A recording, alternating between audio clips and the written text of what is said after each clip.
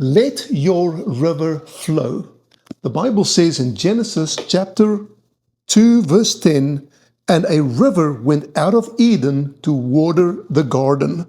The garden is your life, and Eden is your born again spirit where the Holy Spirit dwells. The Bible says, John 7, that Jesus says that rivers of living water will flow from my innermost being. You see, the key to blessings in life is not more money, more this, more that, and all those things are wonderful blessings, but it is to cause and allow the river of life, the Holy Spirit, to flow in all that you do.